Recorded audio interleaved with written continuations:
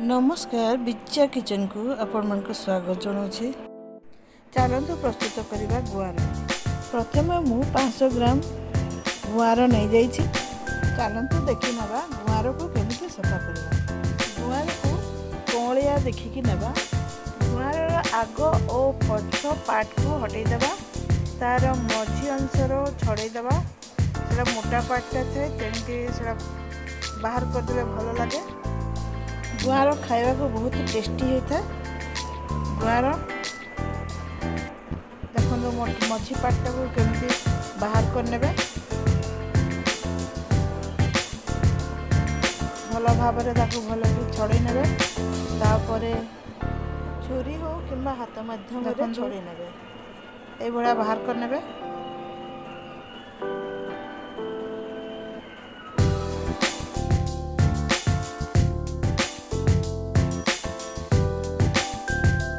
भाव सब गुआर को छड़े ने। देखु गुआर को मुझे धोई नहीं आलू दुईटी नहीं और लंबा लंबा काढ़ी देखु गुआर को मैं धोई सफा करके नहीं आलू आलू गुड़ लंबा लंबा भाव में काटी नहीं। देखु केते सुंदर है लंबा लंबा काटी ने। गुआर को लंबा लंबा काटी ने। चलते जीवा नेक्स्ट प्रोसेस। गैस रे कढ़ई बसई नवा। कढ़ई रे गोटे ग्लास पानी देवा।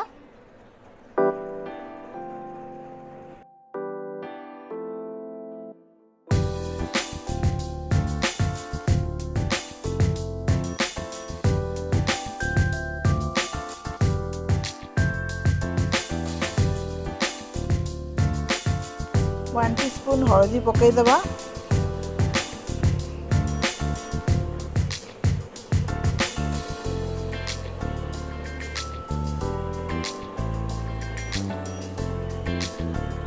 वन टीस्पून लुण पकईदेवा।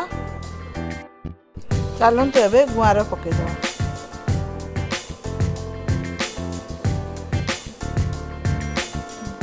गुआर को भल भाव में बुड़े नवा। करचुल माध्यम रे टिके हलैदेवा।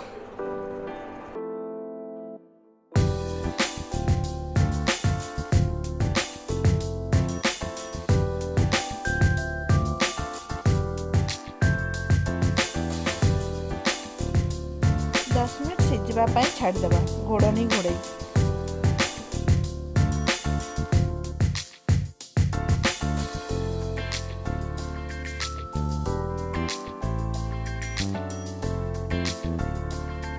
चलतु घोड़नी खोली देखा।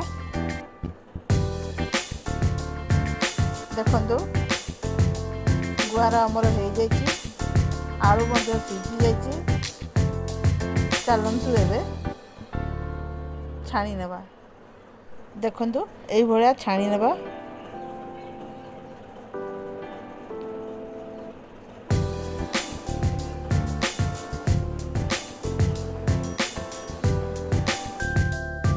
चलतु जीवा नेक्स्ट प्रोसेस को। जीरा 1 टीस्पून, सोरिष 1 टीस्पून,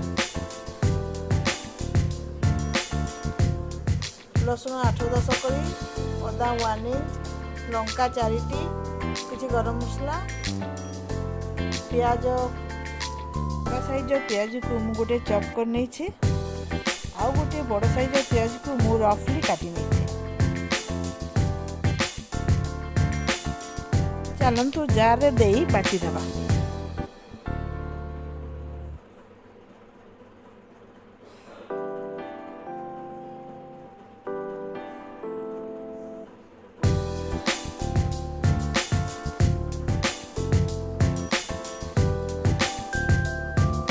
चलतु एवं गैस रे कढ़ई बसैबा। गोटे बड़ टीस्पून तेल देवा। सोरिष तेल। गुआर को सोरिष तेल रे रोषे कले बहुत टेस्टी लगी था।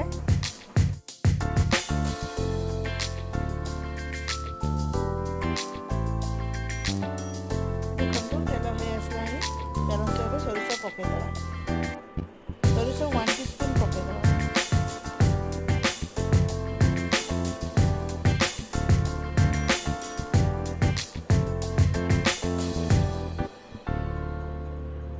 पियाज भाजी हो गलानी चलतु मसला पकईदबा।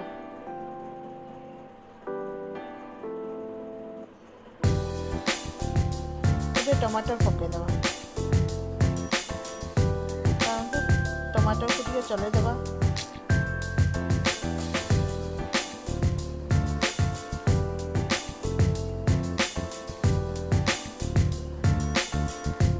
देखो टमाटर हो आसलानी मसला एबे रेडी हो गलानी।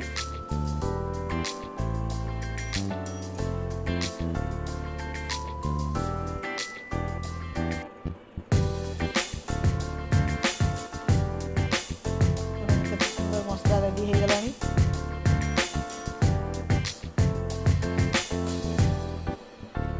चलतु एबे गुआर को पकईदबा।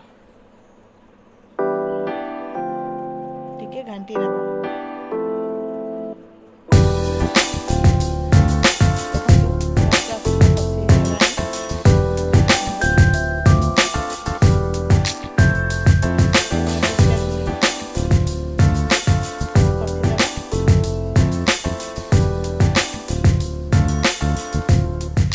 घोड़नी घोड़े छाड़देवा।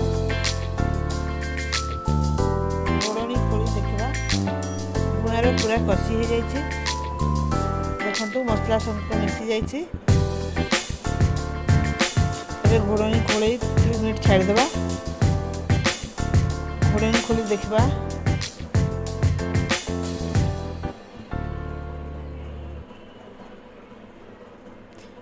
गोटे कप पानी ढालिबा। बेसी पानी देबा नहीं। देखो केते जुकजुकिया ହେଇଛି। घोड़नी खोल ढांकी 2 मिनट पे छाड़ देबा।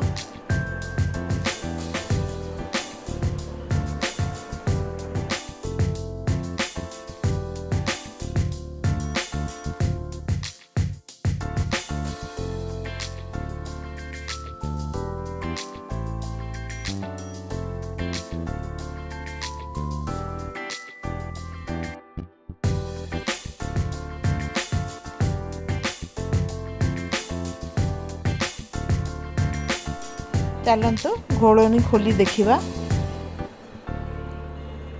देखु गुआर रेडी हो जाइए।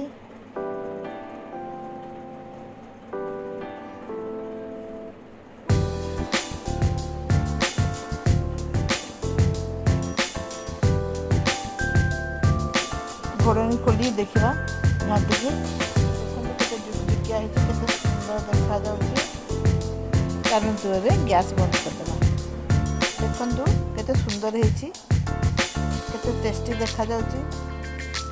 एई भला थोड़े करके खाइके देखंतु। जे मो वीडियो आपण मानकु पसंद अछि ताले लाइक करिवे शेयर करिवे सब्सक्राइब करने को भूलिबे नहीं। धन्यवाद।